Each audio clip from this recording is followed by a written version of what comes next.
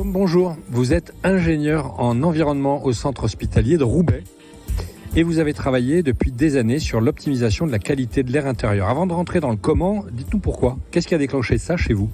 Ce qui a déclenché ça chez moi, c'est quand j'ai repris le document unique, les risques professionnels. Et en fait, on s'est aperçu quand on a remis à jour le document unique qu'il y avait énormément de soignants et de soignantes qui manipulaient et qui utilisaient des produits dangereux, notamment l'acide peracétique et le formol.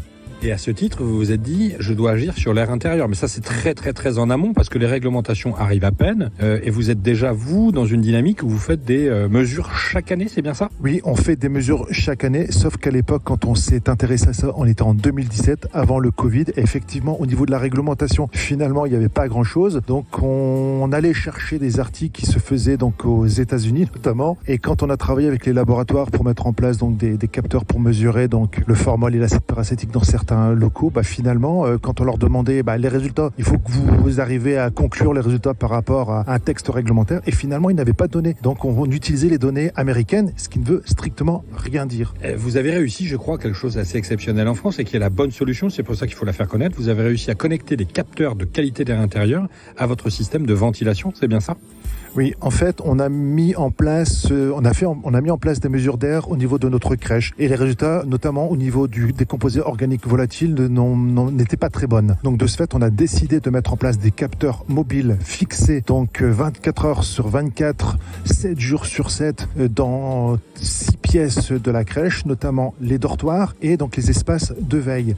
Et ces capteurs sont reliés sur notre GTC, donc notre gestion assistée par ordinateur, ce qui nous permet d'être en continu au courant de la qualité de l'air dans ces locaux. Alors, ce qui est très compliqué sur ce sujet-là, c'est que la qualité de l'air intérieur, il n'y a pas d'odeur, ça ne se voit pas, c'est quasiment un risque invisible. Pourtant, il coûte 19 milliards d'euros de dépenses à l'assurance maladie chaque année. Selon vous, quels sont les 3 conseils à donner aux entités, aux établissements qui ont envie d'agir sur le sujet ? Qu'est-ce que vous leur conseilleriez ? Première chose, moi, ce que j'ai envie de conseiller, c'est faites des mesures. De toute façon, là, aujourd'hui, la réglementation, elle nous impose donc de mettre en place au moins un auto-diagnostic de qualité de l'air intérieur dans certains espaces de milieu hospitalier. Donc faites une mesure, vous verrez que les mesures parfois sont peut-être très bonnes, mais aussi peut-être très mauvaises.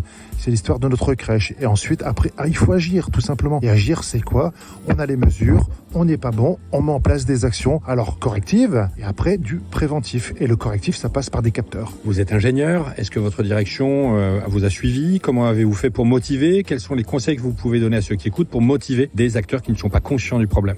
Alors on a la chance effectivement d'avoir une direction qui nous écoute, parce qu'on a un directeur d'établissement qui est très sensibilisé sur le développement durable. Alors c'est qu'une partie effectivement du développement durable, c'est une partie de la santé environnementale que l'on met en place au niveau de l'établissement. Et moi j'ai une directrice, malheureusement qui a quitté l'établissement, qui est partie vers d'autres cieux, et qui était également très sensibilisée des développements durables. Donc quand on leur a proposé ce projet-là, elle nous a dit on y va. Bravo Guillaume, merci pour cette expérience. Ça montre que l'on peut agir au quotidien pour la santé de nos compatriotes, entre guillemets, des humains, mais aussi pour la santé des générations futures. Merci beaucoup. Merci à vous.